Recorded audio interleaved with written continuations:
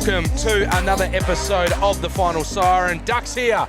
Oz is back. Good to see you, Oz. Yep. Pretty scary doing this by myself, but we've just witnessed a fantastic win by the Freo Dockers. The Freo Dockers 11-15-81, defeating St Kilda 9-15-69. So the plus 80, minus 70 differential continues to show that it is the KPI that we love to live by. In the Starlight game, 41,600 here, and Oz 6 in a row. Six in a row, mate. And look, I wouldn't want it any other way as a Fremantle supporter. I don't like it when we know the game's done and dusted early. What we need to do is live on the edge as a Fremantle supporter. You need to be kept busy. You need to know what's going on. Are we up? Are we down? No. In all seriousness, a tough win. And I'm liking the fact that we're finding ways to win in so many different ways, and there's caveats to that. But the fact that, for all intents and purposes, we were getting absolutely obliterated via clearances in those first three quarters, which I'd like you to elaborate on in a sec. Yes, I will do. But the fact that we were able to get back in the fourth quarter and gain ascendancy, take the game over, and just show why that two-ruck combo is so important. And you set it up in the box, Duck. It might take 3 quarters. It might take 4 in a little bit here to go. And all that it took was just that little bit of time for our two-ruck combo to work, and we outworked them in the end. Yeah, it's a really tough one, isn't it? Because I'm continuously torn. I want us to win. Then let's just be on that. And I'm a big fan of the one ruck. But today I'm happy to eat crow because in the end, look, clearances, we dominated hit-outs 57-26. Clearances, we did lose 31-46, and it was actually the boundary throw-in clearances that we were getting dominated in. So up until the third quarter, it was 21-1 in St Kilda's favour in the boundary throw-ins. I'll have to get that fact checked, but I'm 99% sure that's right. Last quarter, by the time the big Hodor, the big dog, they just worn him down over and over. Contest after contest, just banging into bodies time and time again. 15-7 the clearance win there, and it really projected us in our 5-goal win at the end of the 5-goal last quarter that allowed us to get up and win by 12 points. And absolutely, and you saw it, you talked about it, we both could see what was going on live. Basically, Darcy working over in that fourth quarter allowed Dogga to go forward, and didn't he just do a great job nullifying the flying Viking? Brought him to ground a couple of times, took a couple of great marks himself, kicked a beautiful sealer right at the end. But just that intent to tackle, and the one thing about Jackson that's just so underrated is his tackling presence. 8 tackles today, absolutely crazy. 7 score involvements, even better. You talked about Darcy before, mate. 8 scoring involvements for the big boy, and again kicked a crucial goal when the time is a cometh, my man. Here comes the Here boys we now. go. Sean, just talking about you. How you going? Hello, mate. How you doing? Boys, grab the cans on. Okay. Talk us through that last quarter in particular, because you two boys, I was on the text line. I'm going, look, we need more rucks. The boys are absolutely dominating out there. Talk to us about it. Yeah, there was a bit of a change-up. We were getting flogged in the stoppages in the first 3 quarters, so we looked at each other in the 3-quarter time huddle and we said we've got to do something, change this momentum. We started being better around the contest, getting the ball moving forward, started hunting them, and the big fella coming out of the square was huge. It was massive. We were just literally talking about what you just said. A couple of great things that we noticed up there. Obviously, you started dominating in that fourth quarter, which allowed Dogga to go forward. You were playing well on the flying Viking there. Managed to get in a couple of key tackles. Crucial goal. Tell us what was going through your mind when you kicked that goal, like in that fourth, mate. That was a beautiful one. Like, just walk us through that. Yeah, I flushed it. Routine, and just I knew we had to kick a goal. They got the first of the last, so we needed to change the momentum somehow. And lucky the big fella took a huge contested mark and then almost concussed me with the kick. But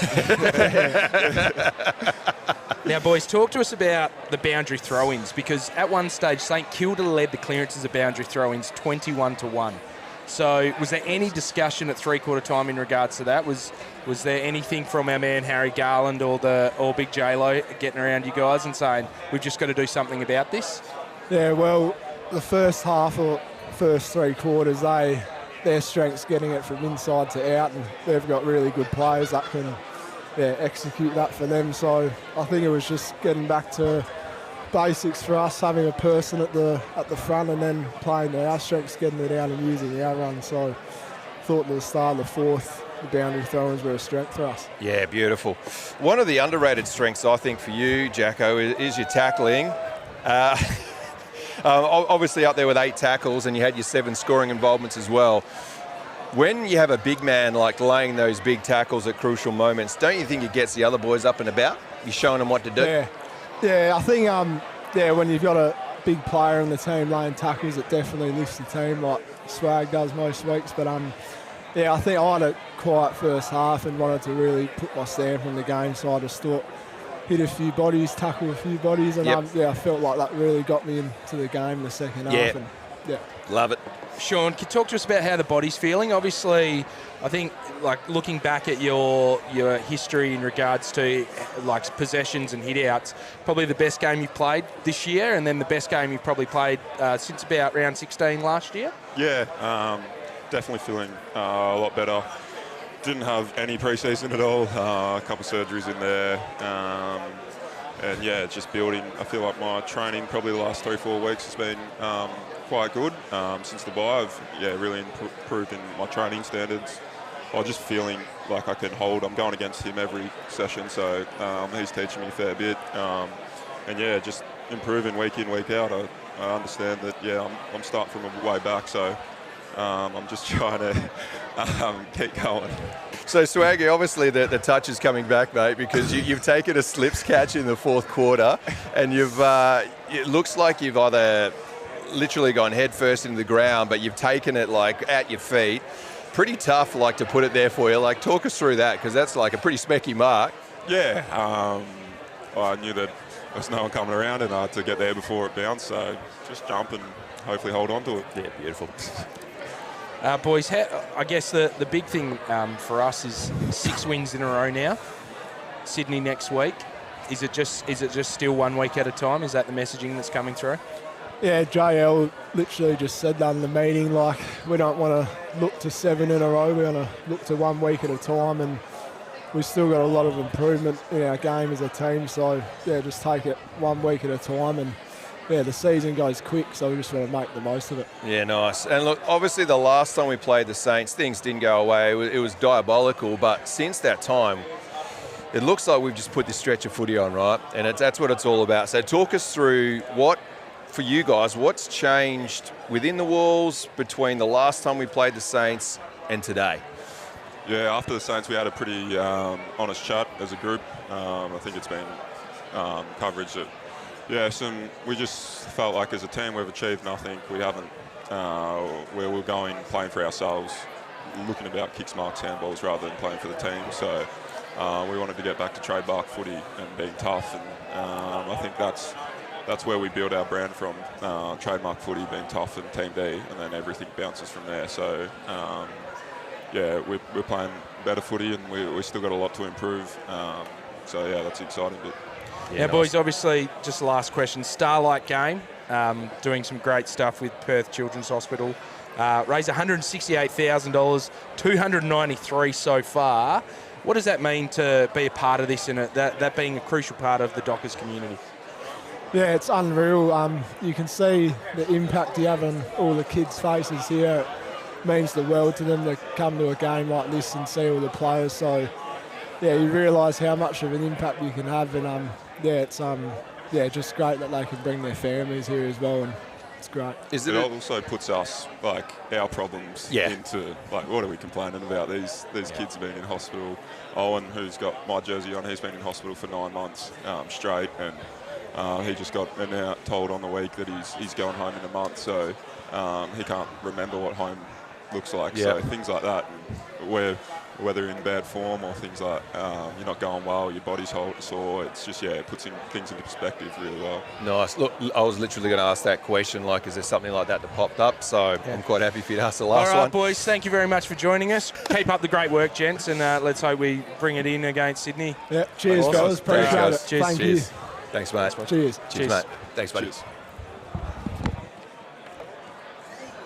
Alrighty, thank you to the two big ruckmen, Thanks, mate. Luke Dogger Jackson and Sean the Big Onion, Swaggy Man, Hodor, Darcy. What a great game by both those two guys. And look, this is the thing, Odds, is that we continue to win games when the two ruckmen play.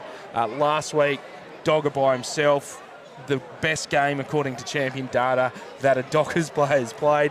Equal best game as a ruckman, but then he bounces back today. You know, like you said, 2 goals, 1 in the last quarter.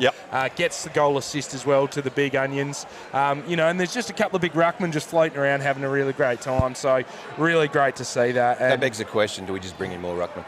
more ruckmen. Just Liam bring in ready. more ruckmen. Get ready. This whole Get team of ready. ruckmen. Yeah, as tall as we can get. But I think that's the thing, Oz, isn't it? And look, the boys really raised a very good point that, you know, the Dockers do such a great job with the Starlight Foundation. Yes. And as a guy who did spend some time at, it was called Princess Margaret Hospital back in the day, and I had the old Dockers come in, couple of random, I think, I can't even remember, it would have been circa about 2004. So a couple of rogue units, probably Maney was in there. Maney would have been. No, Maney's no, definitely not. No. So, but look, just to spend time, I think I spent about 6 weeks in hospital in there, but to spend time in there and for the Dockers to take time out of their busy days and just to be around professional athletes and see these guys, because for the little kids, they are, you know, they grow up, they are their idols and stuff like that. And to Banners see is the man. We've got to give him the shout out for the, because I believe he's the ambassador for the Starlight Foundation. So has done a great job, and as mentioned before there by Darce, Big Darce is, you just don't know what's going on in the life of these kids, and you know, sometimes you need to put things in check. And look, who knows what it takes for players to dig deep and find something. And I'd like to think that there's a little bit of emphasis on playing out the 4 quarters and doing it for the kids as well, mate. And you know, they would have been there cheering them on, and it was just fantastic to see. And going back to the result, it was just fantastic to see yet another way for Freo to come back where. You know, to be brutally honest, in recent times and going before this season, we've been shaky in these moments. And this is the first time, Duck, that we've actually overcome a 3rd quarter deficit this season to actually win. So it's big. Yeah, really good. And look, when Higgins kicks the goal, it's like, oh man, these guys, like, what are we going to do? And I think in the past, like you've said, that would have been, all right, that's pretty much it, and they'll just hold us off. We might get near it, but they would hold us off. And in the end, we managed to just absolutely explode out of the clearances from there, and it was a real turnaround. So, you know, all you can say is great work by the coaching staff at 3/4 time, but also great work by the players. I was a little bit surprised that St Kilda kind of went away from what was winning them the game. And, you know, knowing Ross and, you know, Ross coaching us for such a long time, he's all about process, and, you know, you've got to stick to what you know and be good at what you know. So, yeah, that was very surprising, but how good that we won the game with, you know, we always talk about Brayshaw and Sarong getting 60 touches, a real big KPI for us to win it. 25 for Brayshaw. 25 and 18. So it's that ability for those other guys to stand up. Your Johnsons, your O'Driscolls, your Erasmuses, your Murphy Reeds, you know, even Dogger getting his touches, Shea Bolton, you know, guys like that. And I thought there was a lot of times that it was other people's turn to go, and they stood up.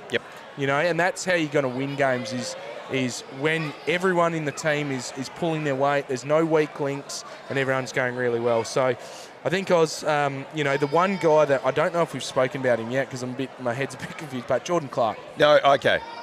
Please. Because that game from Geordie Clark, if he is not in all-Australian calculation right now, there is seriously something wrong with the selection criteria and or panel. 31, I mean, unbelievable, mate. 2 clearances, 570 metres gained. like 6 intercepts, 6 scoring involvements, 6 intercept marks, 14 intercepts, mate. He was just doing everything, absolutely everything. Yeah, and look, he's been a real mainstay for that back line, and he, I mean, look, if he's playing anywhere else in Australia, I think, especially in Victoria, there's all the plaudits for him. But you know, over here in the West, we just love looking at this bloke and saying, hey, you're playing an outstanding game. And he was the one guy who continually stood up when, you know, everyone was kind of, oh, yeah, you know, we're just going through the motions. He stood up and he really drove the team forward. Yeah, 100%. And you need guys like that. He was in it for the 4 quarters and was just playing great footy for 4 quarters. Yeah. And some of those key intercepts that we were talking about up in the area that we're sitting, like without Geordie Clark, this would have been something else, because the midfield for St Kilda, and again, credit to them. I know we've talked about Freo coming back and credit to the 4th quarter, but for 3 quarters, St Kilda put us to the sword and executed a game plan. And if it wasn't for the fact that they didn't kick inaccurately, you know, we would have been in worse trouble. But having said that, guys like Geordie Clark in particular held up his end of the bargain early, and it kept us in the game. It gave us opportunities. Now, Oz, let's look to next week. Obviously, playing Sydney in Sydney. Really, really excited to see if we can go 7 in a row, shall we say? Oh, look, 1 week at a time. 1 week at a time. I'm just playing this 1 week at a time. Yeah, 1 week shout at out a Doc time. Reese, how you going? Book the flight. But I think if you look at it, Duck, Freo are at a point where destiny is in their hands. Yep. And if we just maintain this attitude moving forward, and I guess, and we've been proponents of that as well in the past, this whole notion of, you know, let's catch the bus, let's get on board. But now we're like, okay, let's take it 1 week at a time. 1 week at a time. Bit of a more mature head. All right, guys, on that note, thank you very much for listening. Thank you very much for watching. Remember to subscribe, rate, and review wherever you are listening or watching this. If you're watching it on YouTube, remember, hit that bell. Make sure you subscribe to Docker TV. Also, make sure you listen to our podcast. It is The Purple Rain. You can find it on Spotify or wherever, or iTunes, or wherever you find wherever your podcast catches on. We do a podcast on a Monday arvo. We talk about dissect the game in greater detail, have some listeners' questions, and talk about how Peel are going. So make sure you get around that. We're at Purple Rain 95, Facebook, Twitter, and Instagram, and at The Purple Rain 95 on TikTok, Gmail, and YouTube. So make sure you get around that, guys. But more than anything, 6 in a row, up and about, quietly confident. Let's just keep going 1 week at a time. Let's do it. Cheers.